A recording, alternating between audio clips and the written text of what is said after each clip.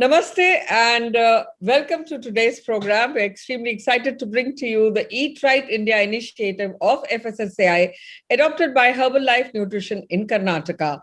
Herbalife is all committed to make their state healthy and safe, and in their endeavor, together we'd like to extend a very warm welcome to Sukriti Chauhan today here with us. She's also the Director of Global Health and also works with the United Nations. Thank you, Sukriti, for joining us today. Namaste. Namaste. Thank you, Nidhi, for having me. The pleasure is mine. The privilege and honor is ours. My first question to you, let's come straight to the point. What is working against the fight against malnutrition, according to you, in India? Or what is not working? So I always say that, India is a complicated country. It's the second biggest democracy. It has multiple issues. Allow me to just highlight that, we continue to have close to 38% of stunted children who are under 5 years of age, 50% of the global number of wasted children. So I think it is a situation which is worrying. But there are multiple factors behind it. And I do genuinely think that stakeholders, especially the government, over the last few years with the Poshan Abhiyan, has done and taken strides to address this issue. That said, I think it's important for us to understand why this issue is there. Like you said, what works against the fight? What is working is the program, but what is standing in the way is years of this intergenerational cycle where, young girls become mothers, and we'll talk about that in detail a little bit later. But how young girls are becoming mothers, and then there isn't enough nutritional support provided, which hampers the newborn child. And as they grow, they face issues which last them a lifetime. What is Poshan Abhiyan doing? I think the National Nutrition Mission, which was launched by the Honorable Prime Minister, it focuses on three very important pillars. One is newborn health. The second is, of course, pregnant mothers. And the third is lactating mothers.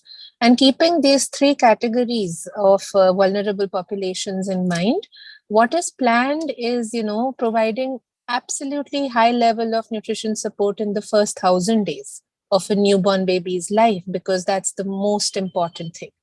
I'll close out the answer by just the vision of Poshan Abhiyan, which is Jan Andolan, which is, people need to come together. People is power and people is change. And I think the backbone of the National Nutrition Mission is focused on citizens really coming together to raise their voice and support that nutrition gets to all.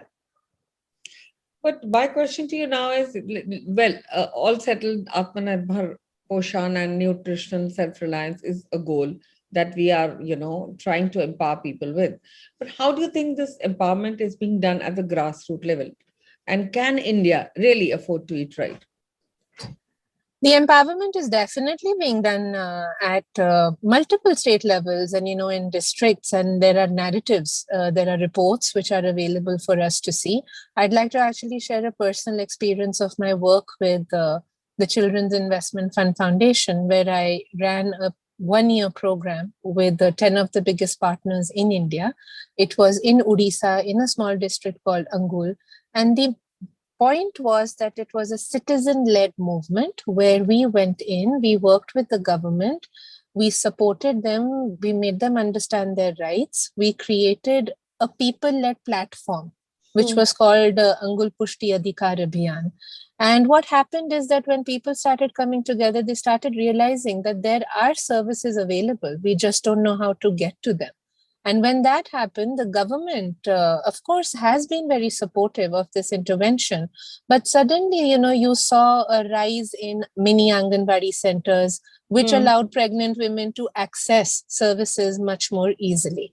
What I also want to mention and actually applaud the government on is that, they increased the budget to 25 times for the Anganwadi centers, which was a first of its kind. And it was actually also applauded by Honorable Smriti Irani ji as an example to follow. And post that, Odisha joined the Poshan Abhiyan. So I think, the community-led approach definitely works, but we have to actively go in, work with them, not dictate to them, but understand their issues, work with them to support them. And I think change can definitely happen.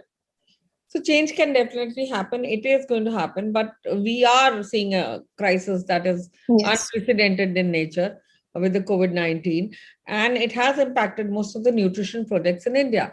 Now, if we were to address these challenges, especially the breakdown that you just mentioned about chain of girls being left out of school or not being given enough the meals that they were getting in school and denied those, and to add to that, do you think they would be having sustainable diets? कुछ लोगों को तो मेरे ख्याल से वो जो मील मिलता था वो एक मील उसी में उनका पोषण हो रहा था मेरे हिसाब से. एक मील मिलता था, and please remember, it is always the woman or the young girl in the house who eats last. Yes. It's historical and it is ingrained, and I think we need to work to change that first. But you brought up the COVID crisis and how it has impacted basic nutrition.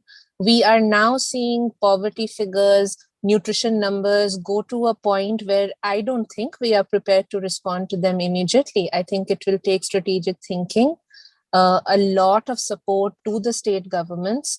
And yes, we are positioned to do it. But just coming back to the point you raised, and a very important one and something very close to my heart, which is, young girls and women. They are anyways disproportionately impacted when diseases happen. COVID just laid the problems bare and much deeper than ever before. So from supply chains breaking down, and it's not only physical health, it's also mental health. From supply chains breaking down, basic menstrual hygiene products not reaching, to nutrition. Some examples of that is that, the young girls who are in school, please remember, when you shut down institutions, you shut down colleges, you shut down schools, a lot of these children were dependent on the midday meal. And when the midday meal, remember that it serves about 12 million school-going children. So when COVID hit and, the midday meal stopped, you can only imagine the impact it would have had. Then if you talk about the integrated child development scheme, which is something that really impacts women especially, the hot cooked food at the village level in urban slums, that also stopped completely because there was no way to run that. Anganwadi workers, we know we have a frontline service made of women. And I think when Anganwadi services were impacted, a lot of pregnant and lactating mothers were left behind without nutrition support. So I think what we need to do is that firstly, we need to understand, Nidhi, what the actual impact has been. And that needs a nationwide survey. We need to understand what the figures stand at. Where were we, say, 2 years ago in terms of nutritional status of young girls and women? And I would encourage stakeholders to come together to do this, because you can only address something when you know what the problem is. So I think, so I just think, efforts have to be made to make sure that the distribution systems work. But I'll go back to the point. Women eat last and access health last. And I think we need to change that. We need to change that. But a number of other things like, lifestyle diseases like obesity, or on one hand, right, which has been now further triggered because of children also sitting online for their classes, not being able to go in parks. I think this has triggered this far more. And on the other hand, you see a picture of malnutrition in India. So there are two various, things happening on two different verticals. How do we address this huge problems? So I think one strategy does not fit all, number one. So we have to look at, firstly, accept that you have both the issues. When you have an underbelly of malnutrition just running through your country, you also have, issues of, like you rightly said, wasting, obesity, and it really impacts people for their entire lives. And I think people should be made aware of how to cook in safe and hygienic manner. They should understand, they should know the importance of proteins and minerals. And now I'm not addressing the underbelly. I'm addressing the second segment that you talked to me about. The recent thrust towards food fortification, for example, is a good step, okay, to retain that nutrition in food. There's also a very important need to educate people on healthy eating habits. And it's directly linked to obesity. It's a worrying statistic, and it can lead, like I said, to multiple other issues. There's also, I'm sure you know, a concerted effort which is being made to eliminate trans fats from our diets, as well as reduce intake of sugar. And Eat Right India, what we are discussing today, the platform, I am aware that they want people to understand that they should eat a variety of whole grains and flours such as bajra, ragi, broken wheat. Completely agree with all of that. But while we address that, I'll just close out this question by saying that remember that there are millions of people who are going hungry. COVID has just made that worse. So be there for whoever you can be there for. While the system responds, it's not easy to do this. But we as citizens also should step in and assist. बिल्कुल समाज को आगे आना चाहिए. Absolutely. When it comes to energy production, fuel alone is not enough. I'll say this again. This is a recording. When it comes to energy production, fuel alone is not enough. Every single forkful is a chance to top up your nutrient bank account. So what are the key nutrients to target for energy, and how can we find them? I'm talking to you, so I'm not answering that. I'm not prepared for that one. So I'm not going to say something which is wrong. All right. Because I don't think my expertise is there. Okay, we'll skip this question. Fine. Sukriti, if we need access to healthy and affordable food, as well as quality and nutrition care, there's so many inequities that are, either created by barriers or opportunities, which are. So how do you expect people to have good diets in that amount, whatever they have? Or what should we, India, focus on? I think India should focus on awareness. I think number one, and not only in limited languages, I think it should be in all languages, keeping in mind that the population you are addressing, like if somebody is talking to you and me, then that message will be slightly different from somebody who's, in a rural hinterland, say in Rajasthan, right? Because they are the ones who are actually eating the measured food, because they are the ones who have remained healthy for generations. It's us. We are the ones who got, the crystallized sugar, we got the coffees, we got the rest of it.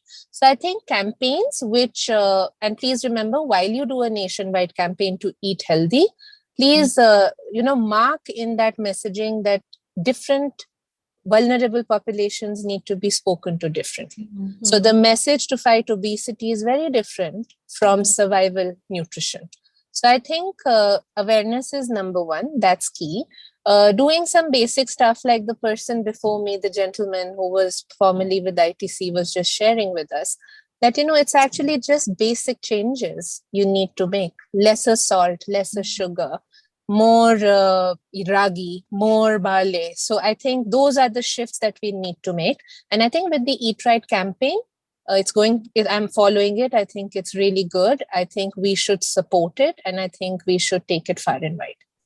How about breakfast or break fast, and a scientific approach to, raw diet? A lot of raw is all we hear these days. What do you feel would be the right combination? How much raw and how much, cooked? So I do 50-50. So I'm comfortable doing that. I don't know if that's the best scientifically proven way, but I make sure that I'm eating breakfast and probably a light lunch, or sometimes even skip lunch and have some fruits. But I am not an authority on that, so I don't think people should follow me. But I definitely would say that raw food is good, but supplement it with what Eat Right has been advising people to do.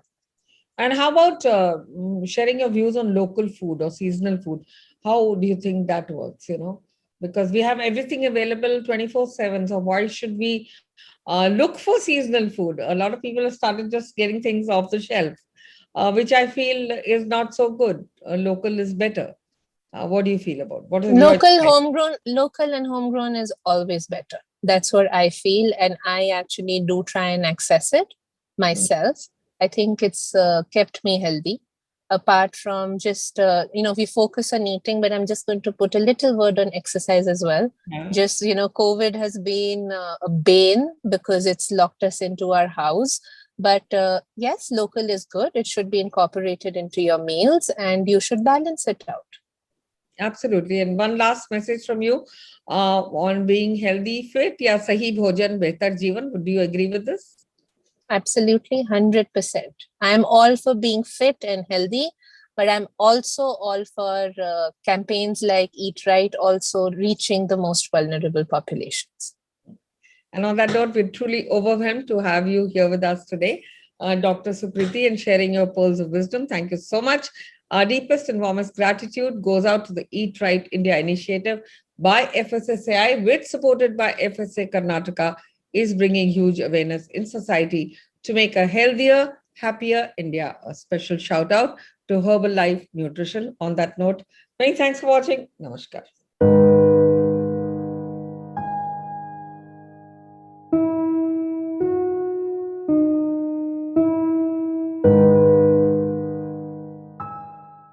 Namaste to all the viewers watching us today. I'm Nidhi Kumar, and we're extremely excited to bring to you the Eat Right India initiative of FSSAI, adopted by Herbalife Nutrition in Karnataka.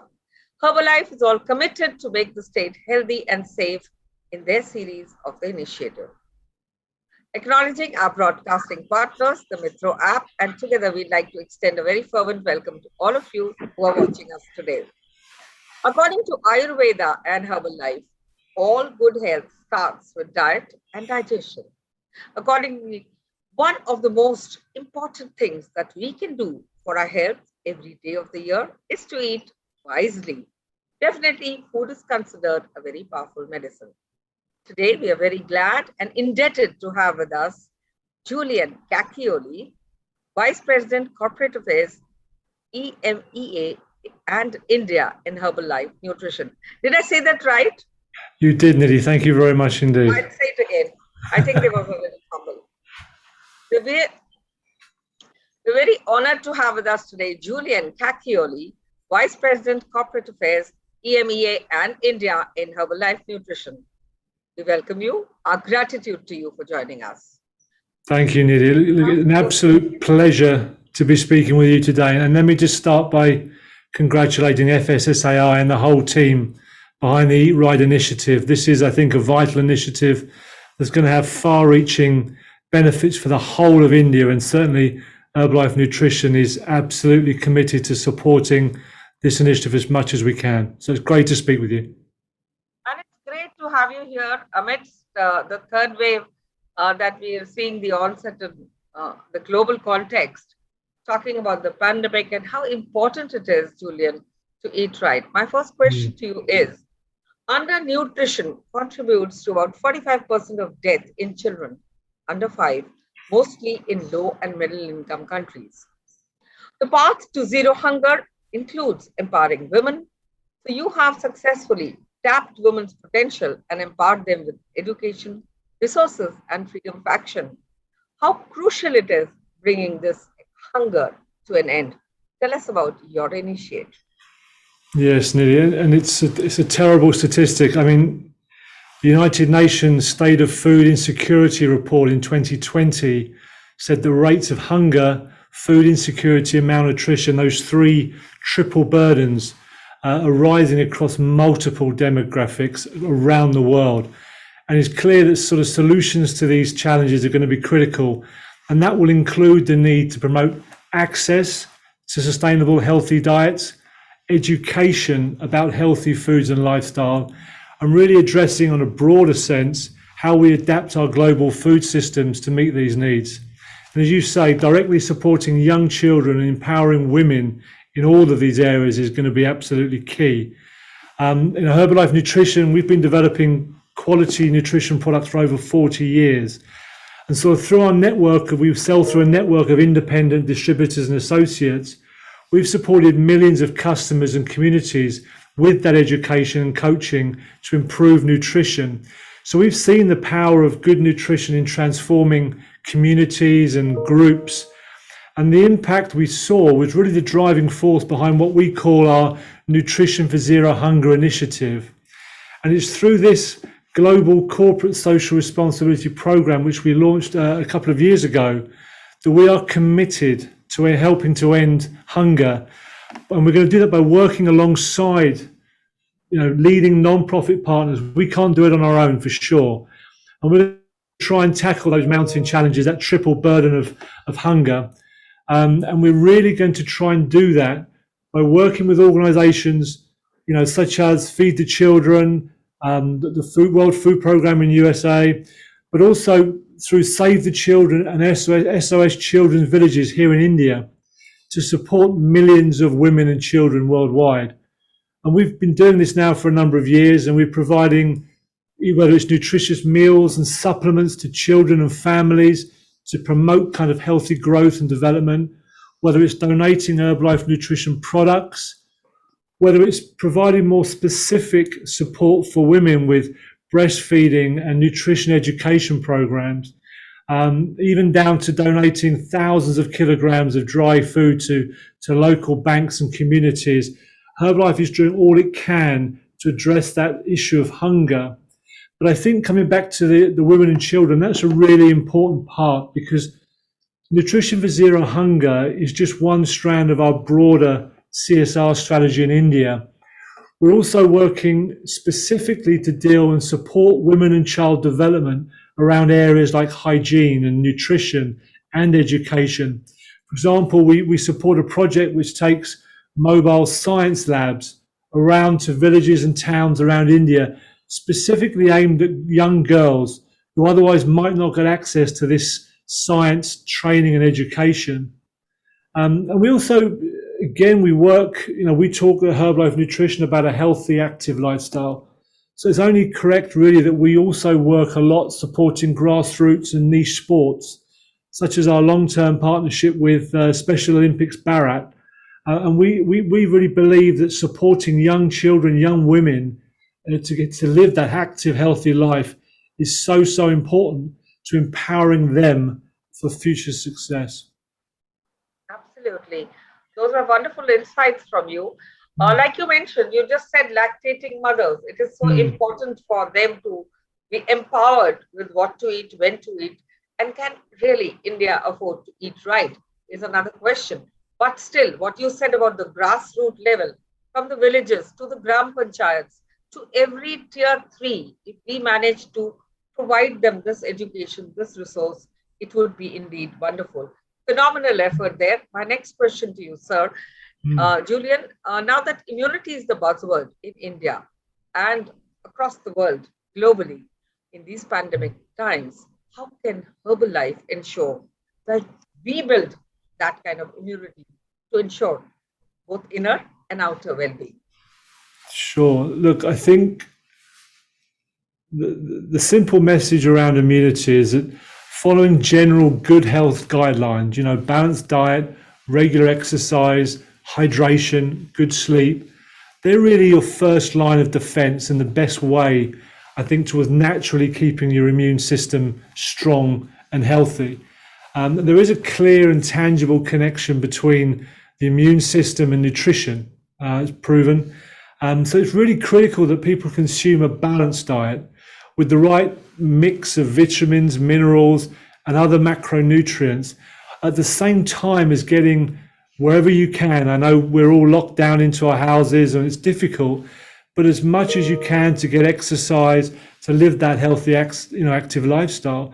And I think if you're going to look at nutrition, when we talk about that balanced diet, it's very easy to lose track of what that might mean. And we talk about the sort of macronutrients and the micronutrients.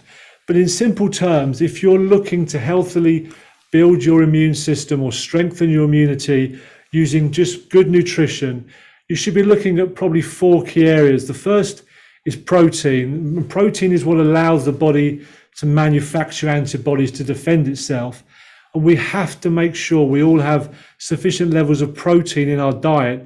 Now we can get that through, fish, poultry, lean meat, but also, of course, through plant proteins such as soy. Herbalife has been selling products that use soy protein as their base for over 40 years. And that's a very, very good source of protein for individuals. The second really is those vitamins and those phytonutrients, which you find usually in vegetables and fruits. And the more variety you can get into your diet, the more different colors. Colors are really important when it comes to fruits and vegetables because they all bring a different benefit to your body. The more that you can use these to supplement your diet, the better. And of course, you always have multivitamins that can help where you aren't able to get the fruits and vegetables that you need. The third is a new area, but it's one which I think is very, very important. And we all know, I think, that the digestive system plays a key role in our immune system. So prebiotics, probiotics are another area where people can look to enhance their nutritional intake. And the fourth is omega-3, those healthy fatty acids. And you can find those in things like chia seeds, nuts, oily fish. And these are very, very important to help the immune system. But I think, there is no silver bullet, unfortunately. It really is about getting the right nutrition, hydrating properly, exercising, and something which I don't think a lot of us do is get enough sleep, because that's so important. Absolutely. Those were terrific insights from you. Micro and macronutrients, vitamins, a whole variety of vitamins and multi-levels of nutrition that you mentioned. But if we talk of lifestyle, there is so much obesity across the globe.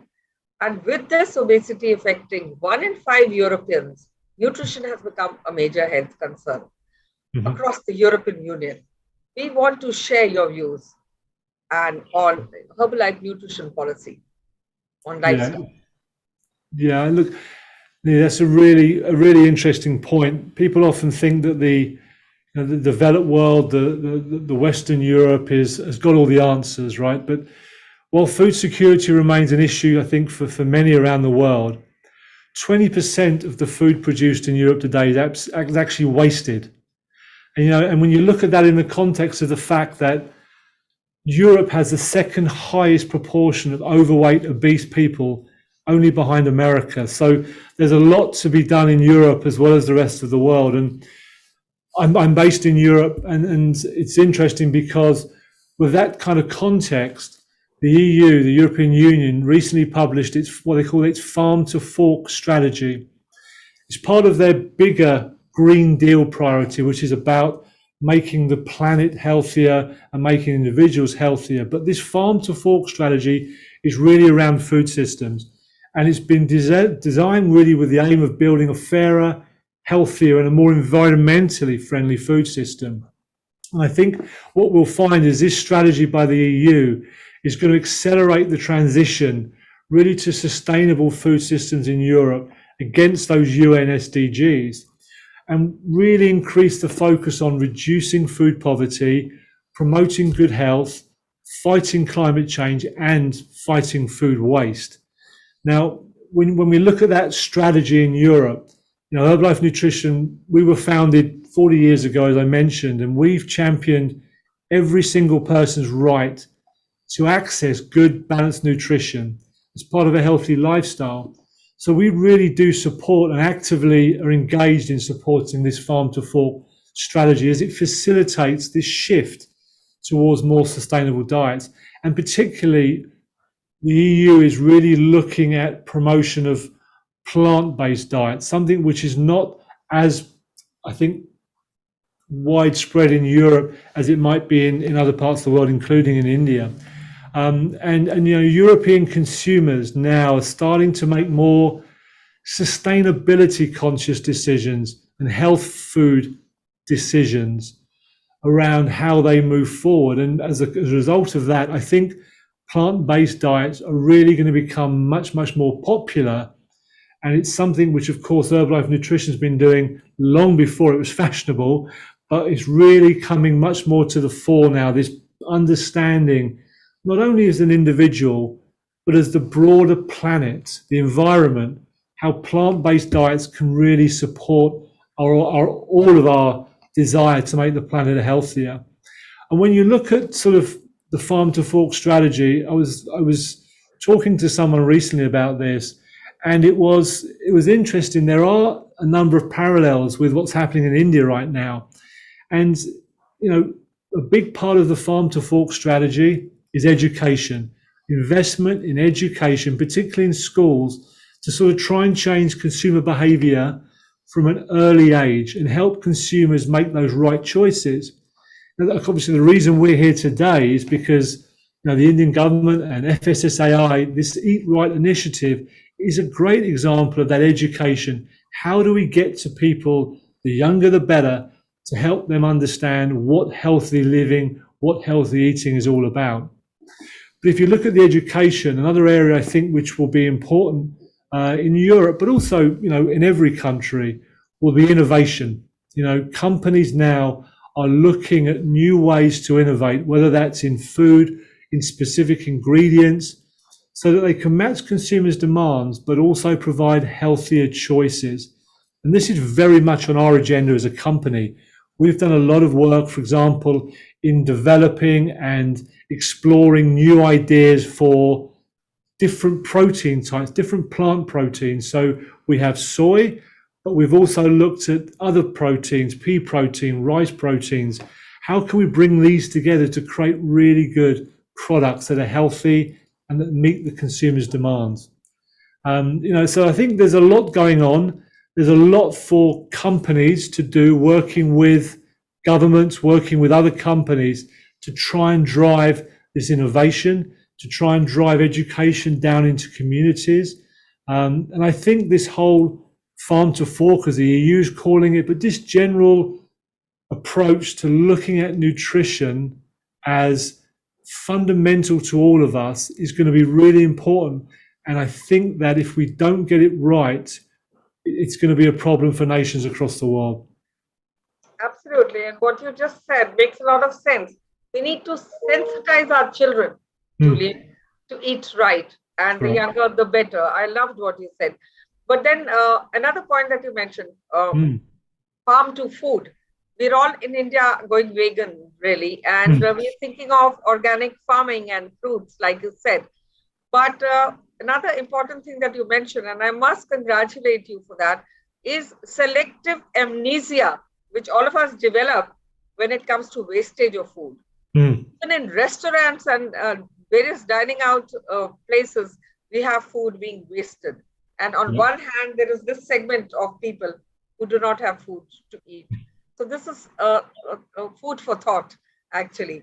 My next question to you, sir. Yeah, so I was going to say, I think that the food wastage is a really important part, Nidhi, because, as you say, I think you kind of lose track in terms of what is happening out there, what is being wasted. And it will take a real effort at all levels of the food chain, the supply chain, to understand how we can improve that area. And I think that it is something which I know we as a company are looking at, but also I think individuals have to take responsibility for. Absolutely. Another thing that comes to my mind now is that the last 2 years were filled with changes, transitions, adaptations, and challenges. Many more new features, both professionally and personally, for all of us because of COVID-19. Can you tell us how this pandemic has impacted your life and nutrition at large? Yeah, look, you mentioned earlier we're all going through another wave. I've lost track of which wave of COVID we're all going through now. It's been at the onset of the third wave in India with the Lambda and the Kappa and other Delta Plus variants. Yeah, it's terrible. It's been a terrible 18 months for so many people, and we can only hope that we're coming to an end, whatever that end might look like. I've been very, very lucky. My family and I have remained healthy throughout, but it is something which has changed my perspective on a lot of things throughout this last 18 months, and things have changed. I think when I look at my life and my job, my my passion, really, personally and professionally, is travel. I love traveling. I love meeting with people. I love coming to India. I've been there a few times. I love just going around the world and meeting different people, hearing stories. And they're two things which have really changed dramatically, the travel and the meeting of people. And that's been the biggest kind of adjustment for me to make. When we look at Herbalife Nutrition is very much a people business. It's about spending time with our teams, wherever they are in the world, with our associates, with our distributors, whether we're in their clubs or big events. It's about meeting people, hearing stories, sharing time with them. And I find that the most energizing part of my job. And I know that although we've kind of all transitioned, I'm sure you in your role in the media, Nidhi, have found this as well, this transition to the virtual world. We're speaking today on Zoom. We've all managed that transition, of course we have, and we've developed new skills, and we've developed ways of creating great events online and great experiences online. But nothing is a substitute for that real in-person experience. And I think that, the thing I'm looking forward to most is getting back in front of people and meeting them, having fun. On a more personal level, I've really, really enjoyed spending so much more time with my family. They may disagree. I mean, they may wish I wasn't around quite so much, but I've really enjoyed spending that much time with my family. I have a very young family, and I feel blessed that I've been able to spend time with my young son that I wouldn't otherwise have been able to do, to see him growing up, to see him learning, to see him growing into a fine young man. And that's been a real positive for me. And on the nutrition front, you mentioned nutrition. We're talking about nutrition. Look, I've always been very careful about my nutrition and what I put into my body, and so I've always been very, very regimented in what I eat and what I don't eat. But what I've found is that I still have my Herbalife shake and my herbal aloe tea every morning for breakfast. But what I've found is that being at home much more has allowed me a little bit more structure around my other meals. So when you're traveling, and you'll know this, when you're traveling, you don't always get a choice in what you eat. You just grab whatever you can, whenever you can. So with being at home, it's been a little bit easier for me just to eat the right things at the right times. But I'm not sure I'll keep that going once we get back to normal, but I'll certainly do my best. Absolutely. And it has, like you said, the pandemic has given us time, a little space with ourselves, and that introspection was required. Are we doing something right to the planet that it has taught us this lesson? Is another question. Sir, my next question to you is, Julian, there is a global demand for better nutrition now. We all know that, with the pandemic, we're all looking in our cupboards, searching for, in India, things like amla and, neem and tulsi and all the Herbalife products. What is that vision statement of yours that you plan to come up with in the next year? Yeah, I mean, you're right, Nidhi. I think you used the word introspection there. You're right. I think people now either have the time, or I don't know what it is, but they seem to be much more interested in what it is they're doing to themselves, right? How can they look after themselves, their loved ones, in a better way? And for 40 years, Herbalife Nutrition's mission and vision has always been the same. To bring the best nutrition to communities around the world through our passionate and our dedicated and our really, really supportive distributors who kind of work within their communities with their customers. And that overarching vision isn't going to change. It's going to be the same. We're going to keep doing what we've always done. But I think what we're going to see around the world, and we're already starting to see this now, around the world, are some trends that start to be accelerated. They were already starting to come through, but I think we're going to see an acceleration of some of these trends going forward. I think the first of those is personalization, an ever-increasing personalization of nutrition. individuals have different needs, their bodies, their genetic makeup is different, their lifestyles are different. And people want, and their goals are different. Someone like me, as I get older, my desire to be an hour in the gym every day has gone, right? I don't want to spend my time doing that. I would rather spend 1 hour playing tennis or 1 hour playing golf. And so my desires, as you get older, your demands of your body are very, very different. So my needs for nutrition are different to a 25-year-old guy who's got very, very different goals. So I think we're going to see a much faster move towards personalization, whether that's products, whether that's food stuff, whether that's how people choose to eat. I think that we're going to see a lot more of that. And when you look at things like our distributors and coaches who are out there working with their customers, when they start to look at evaluations, it's going to become so much more important that people understand what the goals are, what the individual needs are, so programs and nutrition plans can be built specifically for that individual. So I think we're going to see personalization. I think, and we've talked a little bit about it today, Nidhi, the education, we keep talking about education, but it is going to become so much more important. There are so many more ways now where people can get information about food and nutrition, and they're increasingly going out and finding that information for themselves, whether that's online, whether that's working through a coach or through an Herbalife distributor. There is ways for people to find this information. And so food manufacturers are going to have to get smarter about the information they provide to their consumers. And they're also going to have to get smarter in meeting the needs of those consumers, because consumers are going to become more and more demanding of what manufacturers give them. And that kind of plays into the third trend, if you like, which is this trend towards wellness. I think we're moving away from, in the old days, there were people who were on a diet and people who weren't on a diet. You were losing weight or you weren't losing weight. If you didn't need to lose weight, you ate what you liked until you needed to lose weight, and then you ate the good stuff. I think now people have gone beyond that. So there are people who wish to lose weight or manage their weight in some way. But increasingly the young generation, the Gen Z, the millennials, they're really looking at labels which are clean. They don't want to see ingredients in those products that don't need to be there. So clean labels are important to them. But also, clean protein sources. They're looking at products which just help their wellness day to day.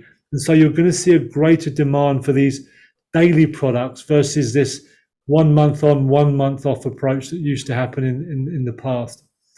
I think there are two other areas, Nidhi, which I think are going to become really, really key going forward. The first is technology. I don't know about you, but I'm wearing an Apple Watch today, and I can't do anything without the Apple Watch beeping at me, telling me I've got to stand up, I've got to sit down, I've got to breathe more, my heart rate's too high, my heart rate's too low. Technology, wearables, online assessments, these things are going to become really, really much more popular and much more prevalent around communities.